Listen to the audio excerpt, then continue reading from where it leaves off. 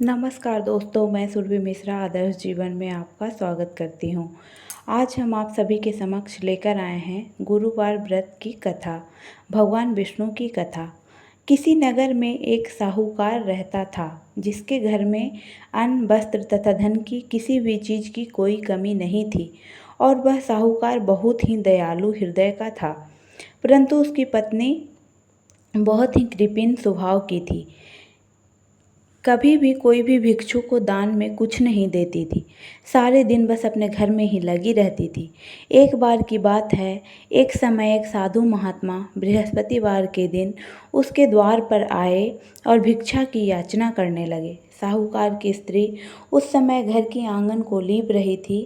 इस कारण साधु महाराज से कहने लगी कि हे महाराज, इस समय तो मैं घर लीप रही हूँ, आपको मैं अभी कुछ नहीं दे सकती, फिर किसी समय आ जाइएगा। साधु ये सुनकर वहाँ से चले गए। कुछ दिनों पश्चात वही साधु महाराज उसके द्वार पर फिर से आए। उसी तरह भिक्षा मांगने लगे। साहूकार ने उस समय अपने बच्चे को खाना खिला रही थी। कहने लगी, महाराज मैं क्या करूं, मुझे कभी फुर्सत ही नहीं मिलती, इसलिए आपको मैं भिक्षा नहीं दे सकती। अब साधु महाराज फिर से उसके द्वार से खाली हाथ ही लौट गए। तीसरी बार जब साधु महाराज उसके द्वार पर आए तो फिर से उसने उन्हें टालना चाहा। कहने लगी, महाराज मैं क्या करूं, मुझे समय ही नहीं मिलता, इसलिए मैं आपको भिक्षा नहीं दे सकती। परंतु महात्मा जी कहने लगे कि यदि तुमको हर समय का अवकाश मिल जाए तो मुझे भिक्षा दे दोगी। साहूकारनी कहने लगी कि हाँ महाराज, यदि ऐसा हो जाए तो आपकी बड़ी कृपा होगी। साधु महात्मा जी कहने लगे, अच्छा मैं एक उपाय बताता हूँ। तुम बृहस्पतिवार के दिन सुबह दिन चढ़ने पर उठो, सारे घर में झाड़ू लगाकर कूड़ा एक कोने में जमा करके रख दो। घर का चौका इत्यादि मत लगाओ। घर वालों से कह दो कि दाढ़ी हजामत अवश्य बनवाएं। रसोई बनाकर चूल्हे के पीछे खाना रख दो, सामने नहीं। फिर स्नान आदि करके सायंकाल को अंधेरा होने के बाद दीपक जलाओ तथा बृहस्पतिवार को पीले वस्त्र मत धारण करो, ना ही पीले रंग की चीज़ों का भोजन ग्रहण करो। यदि ऐसा करोगी तो तुमको घर का कोई काम नहीं करना पड़ेगा, तुम्हें फुर्सत ही फुर्सत हो जाएगा। साहूकारनी ने ऐसा ही किया। वह हर बृहस्पतिवार को ऐसा ही करने लगी। कुछ समय बाद उसके घर में खाने को अन्न का दाना तक नहीं रहा।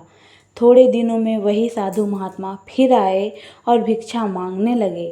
तब साहूकारनी ने कहा कि महाराज, मेरे घर में खाने को एक अन्न का दाना भी नहीं है, आपको मैं क्या भिक्षा दे सकती हूँ। तब महात्मा ने कहा कि जब तुम्हारे पास सब कुछ था तब भी तुम कुछ नहीं देती थी, अब तुम्हारे पास फुर्सत ही फुर्सत है तब भी तुम भिक्षा नहीं दे रही हो, तुम चाहती क्या हो। तब साहूकारनी ने हाथ जोड़कर प्रार्थना करने लगी और बोली, महाराज मुझसे गलती हो गई, मुझे माफ़ करें और मुझे कोई ऐसा उपाय बताएं जिससे मेरा पहले जैसा धन्य धान्य हो जाए। अब मैं प्रतिज्ञा करती हूँ कि आप जैसा कहेंगे मैं वैसा ही करूँगी।